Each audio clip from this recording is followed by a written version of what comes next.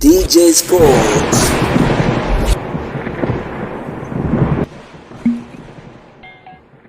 Bwana, bila kupoteza wakati twende tukatazame miongoni mwa taarifa ambazo zinazoendelea kupamba kasi katika kona na engo mbalimbali za kimichezo na burudani, tukitazama zaidi kuhusiana na taarifa muhimu kunako klabu ya soka ya Dar Young African, bingwa mtetezi wa ligi kuu soka Tanzania bara. Pana shaka twende tukatazame yale yote ambayo yanaendelea kupamba kasi kwa hivi sasa, hasa kuelekea katika dirisha dogo la usajili, ambapo tunafahamu ya kwamba sofa dirisha dogo la usajili linatarajiwa kufunguliwa rasmi ili vilabu mbalimbali viweze kulipea vikosi vyao pale mahala ambapo wanapaona pana mapungufu. Sambamba na hilo, twende tukatazame miongoni mwa taarifa kubwa ambayo inaendelea kupamba kasi kunako klabu ya Young African, hasa mara baada ya kuweza kugonga hodi kunako klabu ya soka ya Vipers FC ambayo inaushiriki ligi kuu kule Uganda. Hapa tunazungumzia kuhusiana na taarifa inayomhusisha moja kati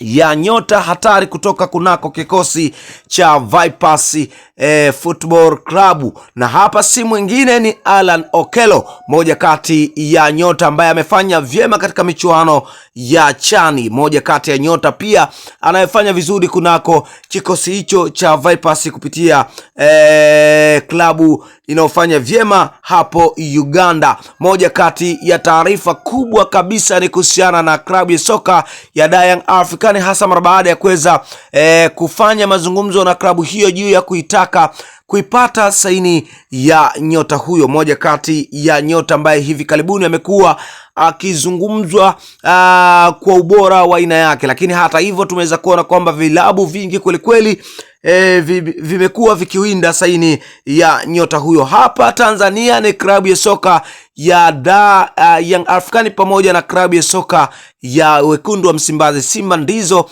zinawinda saini ya nyota huyo. Lakini pia tuliweza kuona kwamba delay ambayo iliweza kujitokeza kwa upande wa klabu ya soka ya Simba, klabu ya soka Dar Young African hakuweza kulaza damu, na hivyo wameanza kufanya mazungumzo ya juu ya kuhakikisha wanaipata saini ya nyota huyo. Hata hivyo tumeweza kuona mijadala mbalimbali ambayo ilikuwa ikiendelea huku na kule, lakini kubwa zaidi ni kuhusiana na Engineer Hersi, hasa mara baada alivyoweza kuzungumza kuhusiana na ubora wa mchezaji huyo, huku akizungumza kiundani zaidi katika mazungumzo ambayo yanaendelea baina ya klabu ya soka ya Dar Young African dhidi ya Vipers Football Club ambayo inaumiliki mchezaji huyo. Hivyo tutegemee kuona lolote litakwenda kujili hasa mara baada ya mazungumzo hayo kukamilika. Je, wewe una mtazamo gani kuhusiana na Alan Okello? Je, atakwenda Simba au atakwenda Yanga, ambapo Yanga kwa hivi sasa wameonekana kuwa na nafasi nzuri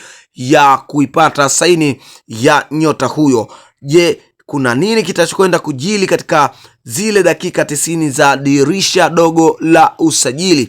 Na mimi na wewe hatujui, lakini sehemu yako ya comment ndio sehemu yako sahihi. Pia unaweza ukatujuza wewe ungependa nyota huyo kwa hapa Tanzania acheze klabu gani? Basi comment yako tutaweza kuiona kupitia sehemu yako ya comment. Asante, kwa heri, bye.